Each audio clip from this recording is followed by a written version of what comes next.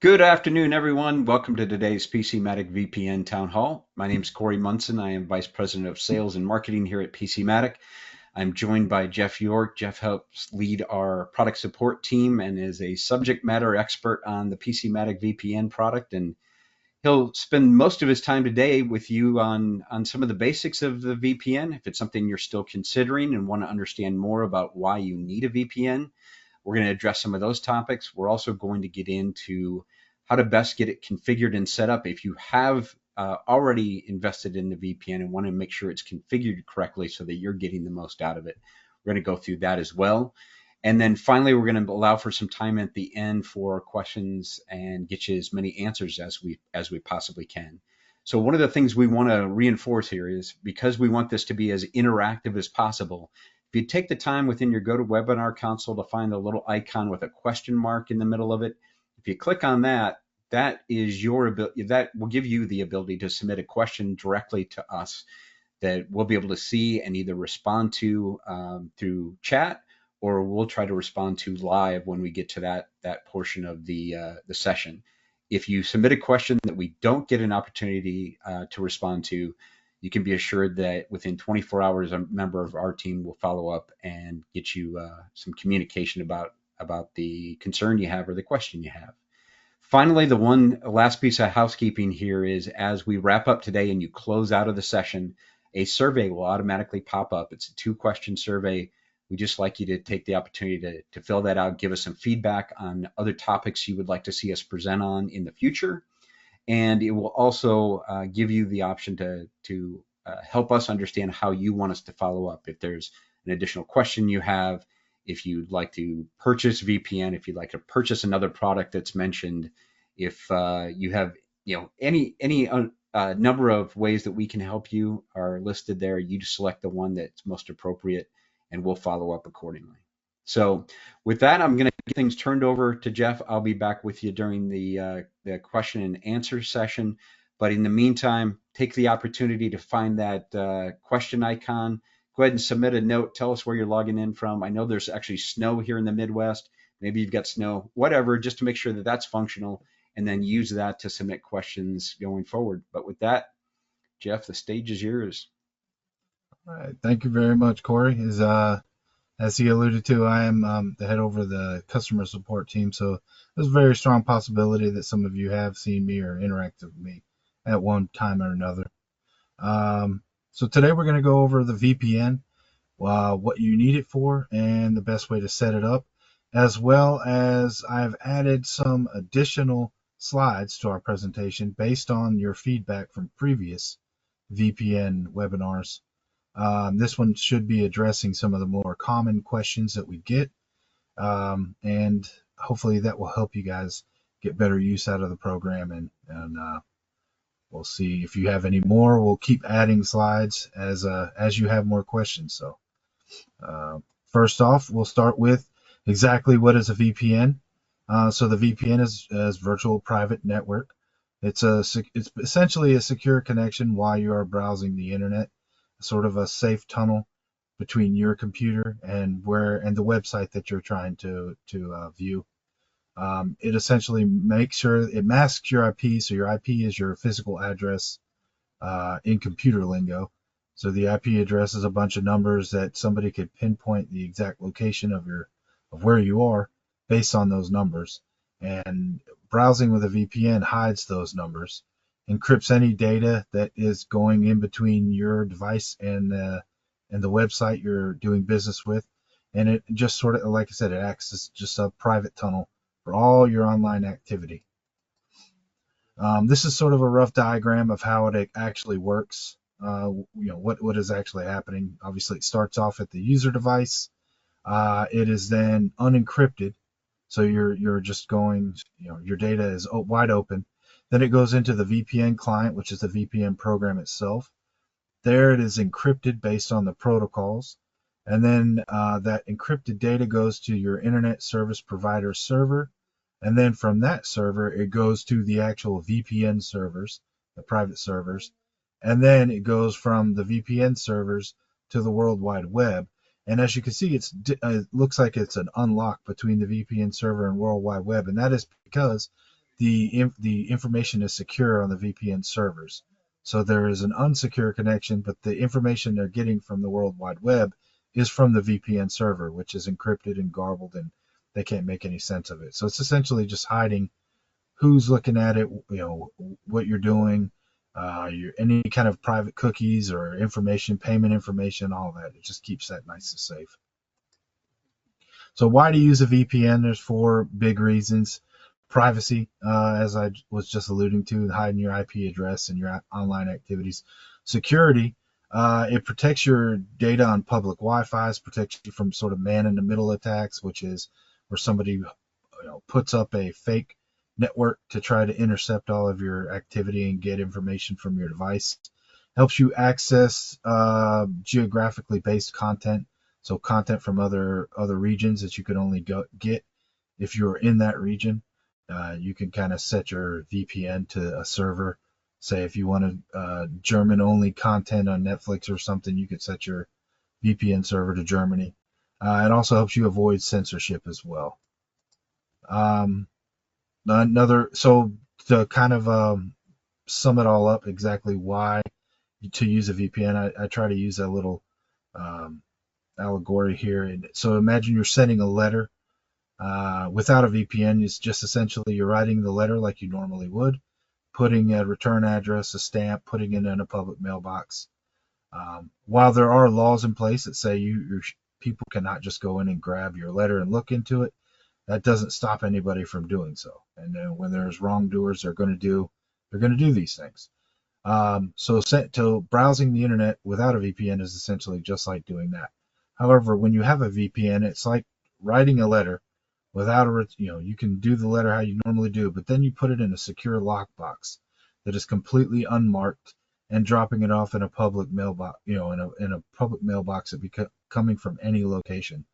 So whoever, as they're handling that lockbox, all people see is it's just a lockbox. They have no idea who sent it, where it's going, what's inside of it. So everything is extremely protected. And that is essentially what the VPN is doing. Because every time you visit a site, you are actually depositing a little bit of information from your device to that site that you're doing business with. So they call it to serve you better, to learn your preferences and to make things faster and more convenient for you. But it is essentially still information that could eventually be used for nefarious means. And then a little section, we have a link here on a website that we're hosting. It's what is my IP address. Essentially, you can test out how your VPN is working by visiting this URL. You can connect to it without having the VPN connected, and it will give you your actual IP address. And then you can turn the VPN on and revisit that same site, and you will see that the IP address has changed, and the location will have changed to wherever the VPN server is. So if you choose a VPN server in Atlanta, it'll say that your location is Atlanta, where you could be in Iowa or anywhere. So that's just a way to find out, am I using it correctly? If anybody ever is wondering, is this VPN working the way it should be? That's a quick, fast, easy way. If it's on and running and you connect to a site like this and it shows a different VPN and IP address, or IP address and location than where you're actually connecting from, then your VPN is doing the job. This helps against the biggest reason is to protect you against social engineering. Many of the leading studies have shown that between 70 and 93% of all data breaches, both residential and business, are caused because of social engineering traps. Essentially, that is where somebody manufactures an email or some sort of a text message or something, some form of communication to get you to interact with it and give them some additional information. So they'll say, USPS is a common one. They'll say, we have your package and it's over here. If you want to track your package, log in. So then you're going to give them a login, email, and password. So now they know who you are. They know an email and password. They don't necessarily what all that goes to. If you're a person who uses the same email and password for everything, well, then they essentially have the keys to almost all of your online accounts. So these are social engineering attacks. A lot of times they will seem pretty innocuous. They'll just ask you a little bit of information or say, "Hey, this happened," and the information they're asking you doesn't seem to be too powerful. But what they're doing is they're just trying to create a profile in a thing called pretexting, and that is sort of building a little profile on you that they can actually use more targeted phishing letters. So now they know where you are, know where you work, they know what website you use, what time you normally log into the internet. They got information from Facebook, so they could, with all this information, they can craft a pretty convincing, phishing trap for you. So the biggest thing the VPN helps protect against is one of the biggest dangers currently, which is social engineering. It keeps that information away from people so they can't use it against you. And the biggest use that's sort of right now, I'm sure it's top on everybody's list, is when you're doing a lot of holiday shopping, especially if you don't want to go into the stores and you're doing the majority of it online. You're going to be visiting many, many websites. You're going to be entering many passwords, many payment informations all over the place. And all this information is stored in cookies on your device. And these cookies can be intercepted every time you visit a website if you do it without a VPN. So, this is just the biggest practical use is for right now would definitely be while you're doing your Christmas shopping. Definitely keep a VPN turned on to keep all that information safe with you. I know a lot of you are very sick of going to a website and then suddenly you get a text say, "Oh, you won $100 from whatever store you were just looking at," and you know darn well as soon as you click on that text, you're not going to win $100. You're probably going to get some sort of a virus or a scam or something. So, yeah, that's the biggest practical use right now for a VPN. So how to use the VPN? So what I've tried to do to simplify it a little bit is to kind of divide three different use cases or three different customer types to show you how best to install and set up your VPN. The first, obviously, no matter which of the three customer types you fall under, you would have to install it. So you'd go through the same procedure that you use to install just about every single program you've ever installed. It will prompt you to ask if you want to allow changes to be made to the machine. You, of course, say yes. And then you log in with the same exact email and password that you have been using for all of your other PC Matic products. And then your VPN is officially activated on your device. I just wanted to take a quick time out too before we get too far into the other customer use cases to go over the fact that if you have a PC Matic if you have the PC Matic program, you are entitled to your basic email support for all PC Matic related issues. If you have PC Matic and PC Matic VPN, that gives you the email support and also gives you access to a limited phone support is what we call it. Limited phone support meaning that it is for specific hours and it still only pertains to PC Matic related issues, but it can be done over the phone. And I didn't know, Corey, if you wanted to touch more on that, feel free. No, I think the important thing to know is again, if you currently have the combination of PC Matic and PC Matic VPN and don't know what that phone number is, when you fill out the survey immediately following the session, let us know that you need that phone number and we'll provide it to you. If you have PC Matic or you have PC Matic VPN, one or the other, and you're considering that the combination of the two, just know that it is definitely an advantage of being able to have that combination and have access to that phone support as well. We take a lot of pride in the standard support we offer to all of our customers, but some people prefer to be able to talk to somebody on the phone. And knowing that that's available if you have the combination of the two products is definitely worth noting. Excellent. Good points. Okay, so let's get back into it. So what type of user are you? I'm sure only you know that, but I will go over all three user types to help you kind of determine which you fall under. So the first type of user would be the person that would like the complete control over the software. They want to install it, but they want to make sure that they are the one who chooses when the VPN is connected, where it connects to, how long it connects to, everything that VPN does. You want to make sure you have complete control over what it is doing. You don't want it to be thinking for itself at all. So for this, you can manually choose your desired server each time you open the program. So whenever you say, okay, I want to go online shopping, before you click that little browser button to connect yourself, open the VPN, manually choose whichever desired server you would like to connect to.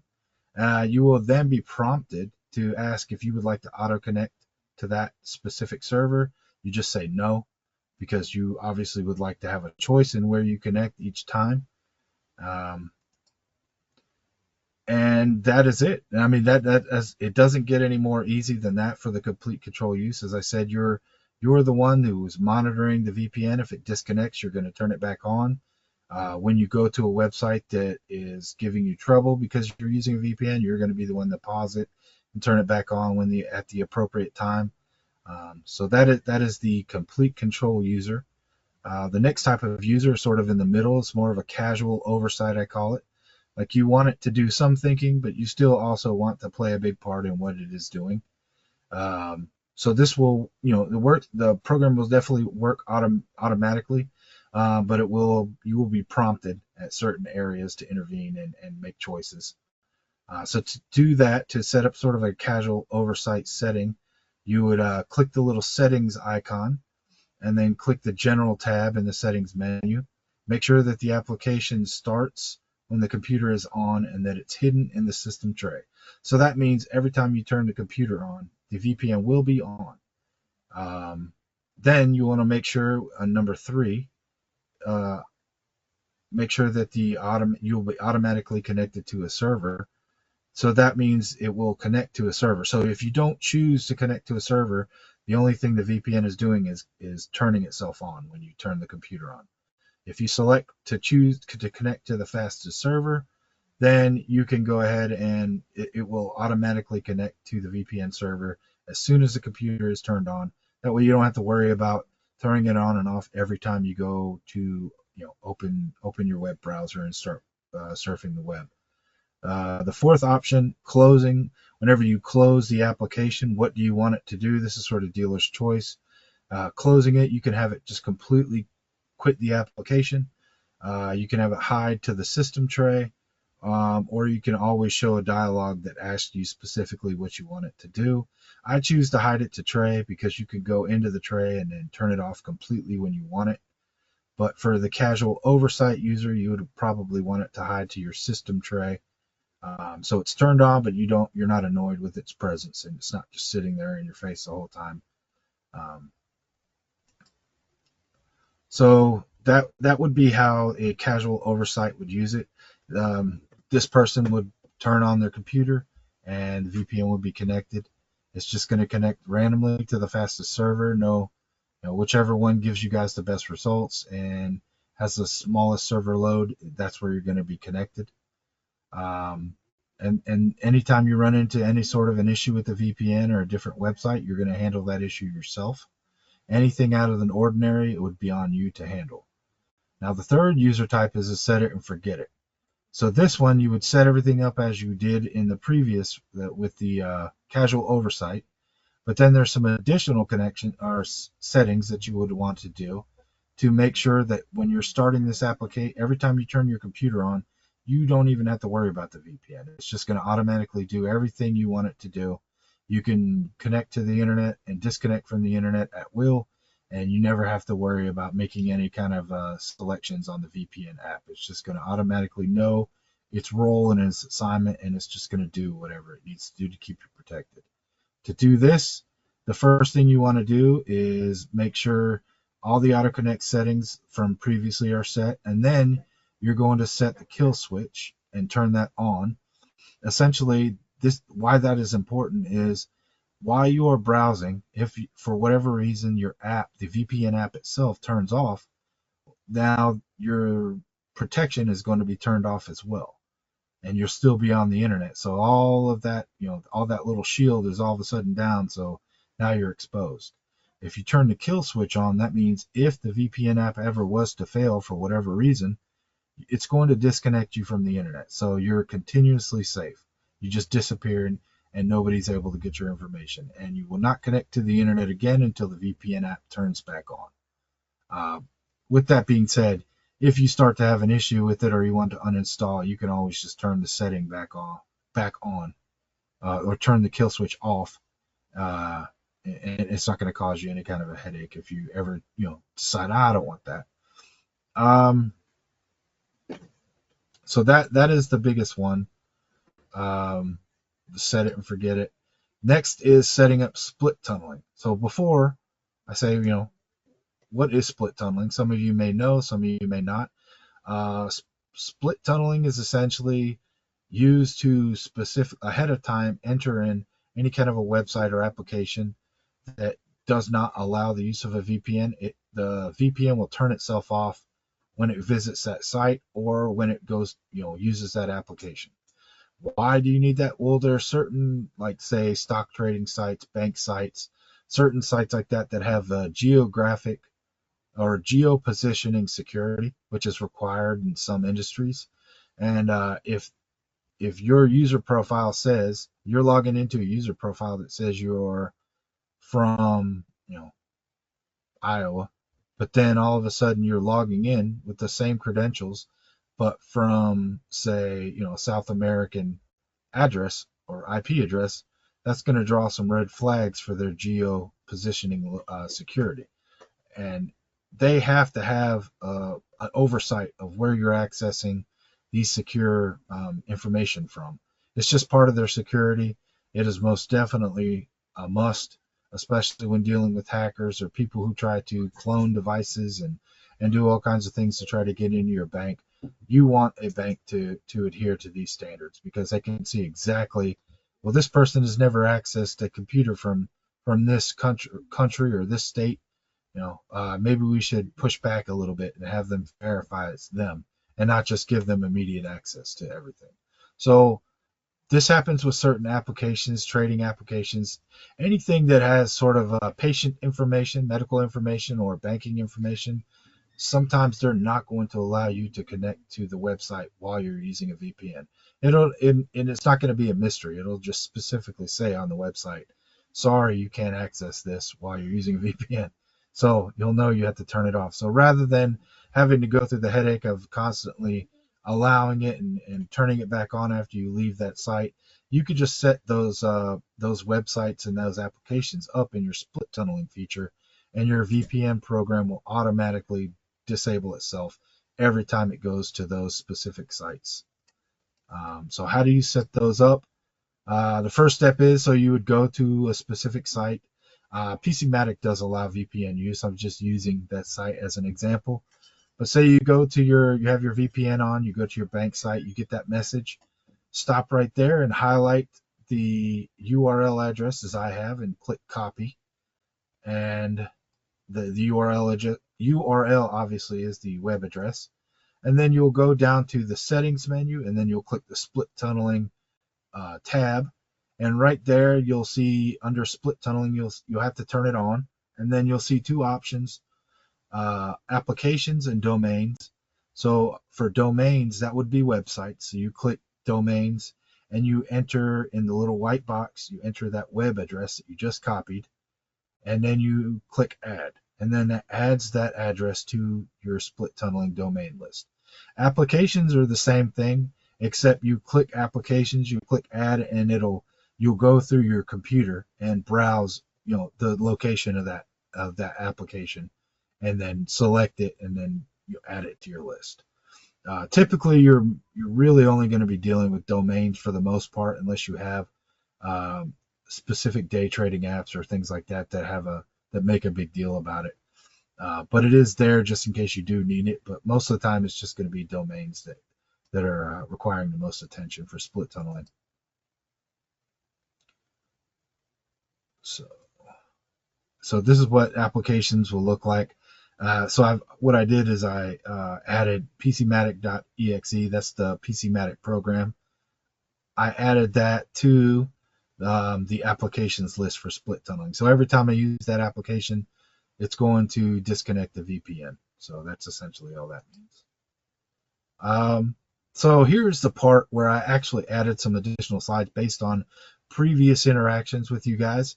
You had a lot of excellent questions, and I figured, as opposed to consistently answering them, because I'm assuming maybe anybody who hasn't attended one of these will probably have the same exact questions. So why not include it in the slideshow before you even have a chance to ask?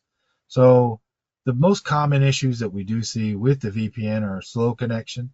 So you notice your internet speed going down, unexpected website performance. So maybe something's not allowing you to use it like it normally did, or certain windows won't open. Maybe websites deny access completely, or certain services on the website are not allowing to work, or just a consistent disconnection. So you constantly notice you're disconnecting and reconnecting to the internet over and over again. Those are the top four, and all four of those are solved very, very, very easily. And here's how you solve those. The first thing you'll try is you'll disconnect. So if you have the VPN opened and you experience one of those four, you will open up the VPN app and disconnect, so that you are disconnected from whatever existing server you're connected to. And then you're going to want to, right here, you'll get a list of all the different servers, and you're going to want to click the load button, and that will sort the load by lowest to greatest. You can also sort it the opposite way, but the first time you click it, it should go from smallest to biggest. What you would want to do is find the server with the lowest load percentage that is closest to you. So I'm in North Carolina, so Atlanta would be the closest to me with that low percentage. So I'm gonna retry my connection there. So you would just double click on that connection and select to connect there specifically, and then continue on browsing and see if that fixes your issue.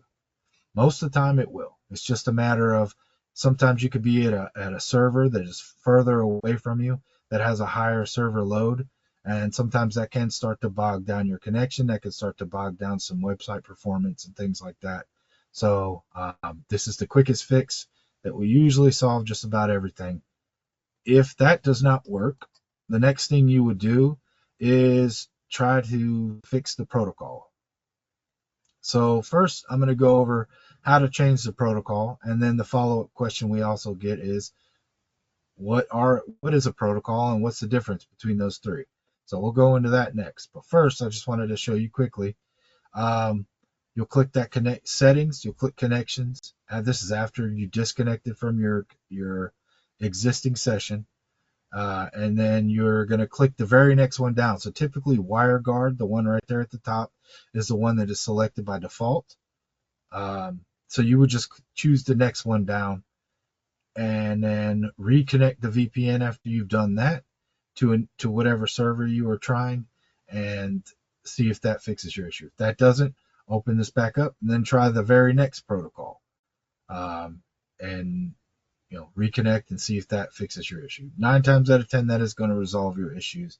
If not, you have something a little bit bigger that's probably going to need to be looked at by our team. So what is a protocol? Protocol is essentially a set of directions that the VPN is giving your machine and how it should connect, or how it should transmit the information to a website. So it's sort of it's its own set of rules. Like you're going to do this. We're going to encrypt our data like this. We're going to reroute our information like this, and we're going to connect with the VPN server like this. So it's three different things that are in those protocols, 3 different guidelines set up, and each of these VPN protocols does things a little bit differently. So the top 3 we have, the first one is WireGuard. This is a brand new protocol. It's very fast, very innovative. They have focused specifically on speed. That is the great part about it. The bad part about it is new.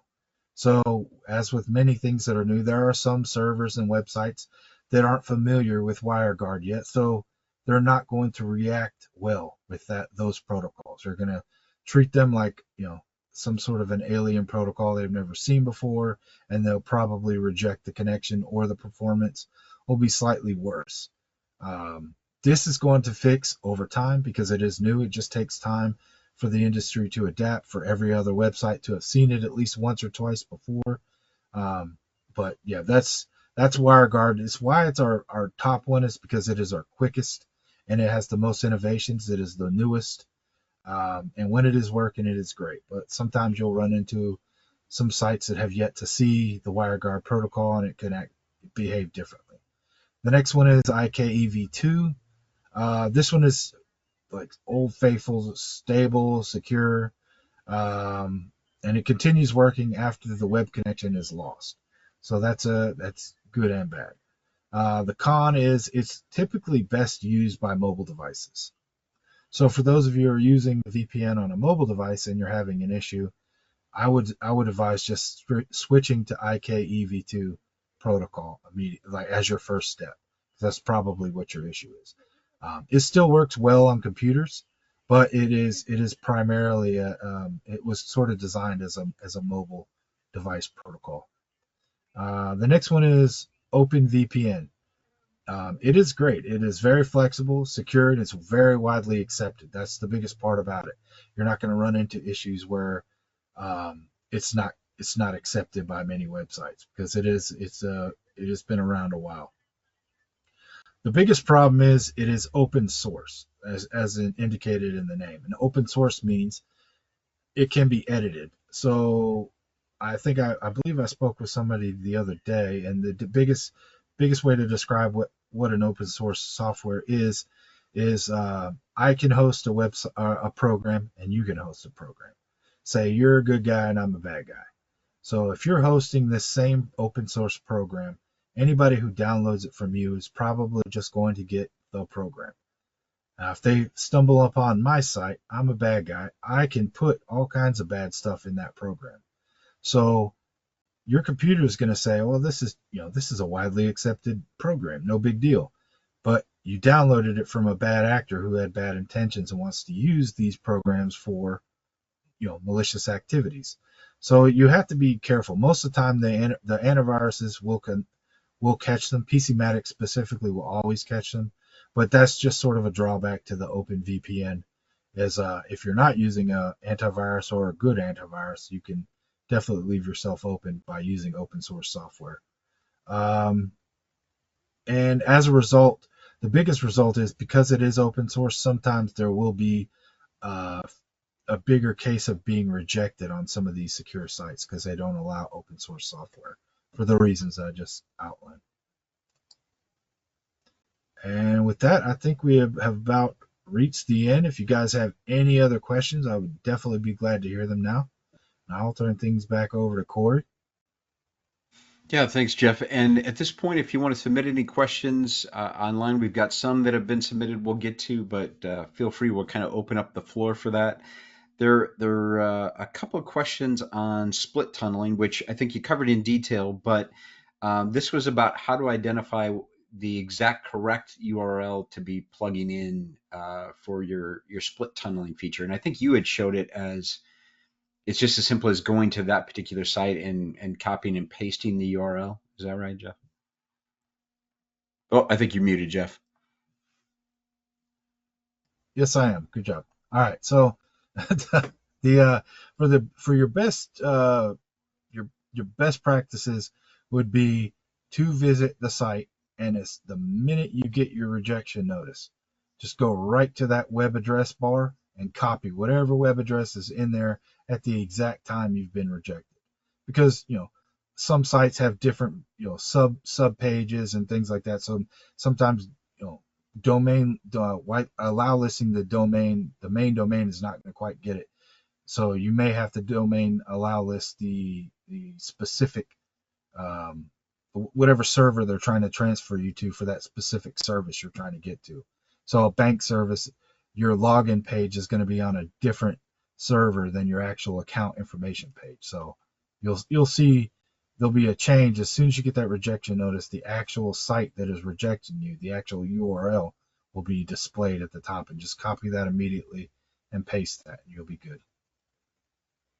Great. We've got another question. How do I find out what my IP address is? And I'll take this one. I'm going to send over a link through the chat right now. we actually have a page on the PC Matic site where if you visit that site, it will actually expose what your IP address is and any of the information that's tied to that IP address, which is interesting to some people, just in the mere fact that any site you visit has access to the same information that you'll see displayed on that site. So all you have to do is click on that link in the chat. It'll open up and show you what your IP address is, show you what we can see on our end, just because you're simply visiting that page, which is kind of interesting. Another question, Charles says, I have both PCmatic and VPN. I show they are installed on both my computer and my iPad. My account only shows one device. Are they both operating? Is that something we'll have to troubleshoot, or what do you think, Joe? So it would depend on where you're seeing this information. So um, the VPN and the PCmatic app are going to operate independently of each other in determining what devices are connected to. So just because you've installed the VPN, you can install the VPN essentially on 5 devices, but only have PCmatic on 2, and you're only going to see the 2 devices that PCmatic is installed, unless you go specifically to um, your account page and then you click on PCmatic as well. PCmatic is right now currently the only application that we have that is keeping track of how many devices are installed. With the VPN, it's about the amount of active connections you're using it on at the time. So essentially, as long as you don't go over 5 computers at one time connected or 5 devices, you're good to go. But it's not gonna tie you to a specific device using the VPN. All right. Charles has got a follow-up question. He says, can you please confirm that if I'm traveling and using unprotected Wi-Fi 500 miles from home, I'm still protected? I'm assuming he's meaning if he has his VPN enabled. Yes, You want yes, to clarify that? yeah. That sounds like it. And if that is the case, yes, most definitely. That is one of the best use cases for VPN, especially, Corey and I have gone on several business trips for this company, and every time we go to a hotel or something like that, everybody has their VPNs turned on, because those hotel Wi-Fi, the public Wi-Fi there, they say they're secure, but I mean, anything can happen. So if you have your VPN on, whoever, even if somebody was monitoring the VPN, that public VP or that public Wi-Fi, they couldn't get your information because of the VPN encryption and the fact that it's blocking your address of the computer. So they have no idea who's accessing what, who you are, what device you're using, because of the VPN. Otherwise, they would see all of that. All right.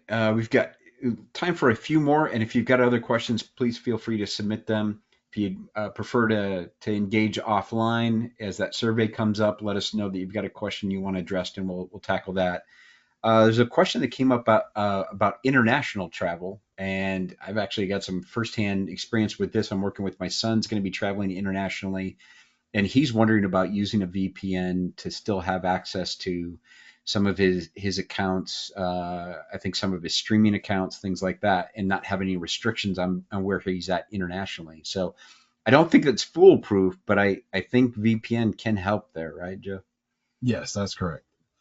Some sites have some built-in capabilities of detecting whether your location is being altered by a VPN, but most of them no. And I don't think it's a matter of that they can't. I think it's a matter of they don't. It doesn't matter to them. It's not that big of a deal to them. But yeah, it's excellent for if you want to access stateside, geographically protected content while you're abroad. Yes, you could connect to a stateside server and they would not know the difference. Good stuff. Another question was about someone who had enabled VPN and they noticed as they were on YouTube that the YouTube language was changed. And I think they quickly realized that more than likely was a function of the VPN and the server that they had Correct. selected. So Correct.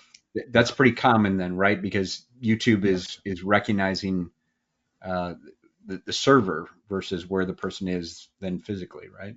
Yes. Yeah. In my own testing, I had done a quick connect, and selected a Korean server, and I noticed my YouTube as well was it was Korean YouTube and Korean language, all that. So um, if you if that's getting, you can just go down there. The steps I had showed you previously, do a quick disconnect, and then select the servers that's either in an English speaking country or stateside, and then reconnect to that server, and then the language should change once you reload YouTube. Outstanding. Well, I think we got to all the questions at this point. A few notes as we wrap up here today. Our intention is to continue to do these town hall meetings on a monthly basis. We're going to rotate the topics. Occasionally, we'll cover PC Matic antivirus. So if you want to talk about the antivirus product versus the VPN product, keep in mind we also have an identity protection product. If you'd like to know more about that, feel free to indicate that on the survey. We can bring you up to speed on that. We also have an upgraded support service called Support Unlimited available. So if you'd like help with technology around your house above and beyond the PC Matic products, we've got a really unique offering that offers you technical support over the phone for items that range from smart TVs to smart appliances to Wi-Fi routers to you name it. It's called Support Unlimited, and again, we can get you more information about that if you're interested. But again, going forward, you'll see these town halls scheduled on a monthly basis with different topics. On occasion, we'll even bring some other thought leaders to the table to talk about bigger, broader cybersecurity issues. Next week, be on the lookout for a lot of content around safer online shopping. We've got some retired FBI agents who spend a lot of their time working on cyber-related cases as it relates to online shopping, and they're going to share some of their best practices. Keep an eye on our social media accounts and on the website for all that information still to come. A final reminder is as you close out a GoToWebinar, that survey will pop up. There'll be that question about what you need from us and how we can best help you going forward. Select as many of those items as you want. And within 24 hours, we'll get one of our teammates to follow up with you directly on those requests. And the second question will be on future topics that you would like to see covered. We'd appreciate that feedback as we schedule these out for the next couple of months. We'll definitely take that into account as well. But with that, Jeff, thanks for your time. Thanks to everybody who's logging in here today. We never overlook the fact that in our 25 plus years in business, we're here because of customers like you and the loyalty you showed to PC Matic and our products. So we appreciate that. And we look forward to seeing you on another session here in the very near future. And a final reminder, a replay will be available of this session that will be included in an email you'll receive within 24 hours. So if you want to go back and replay anything that Jeff had to say or anything he covered, there'll be a link that'll allow you to do that on demand. So thanks again, everyone, and have a good rest of your afternoon. I guess. Thank you.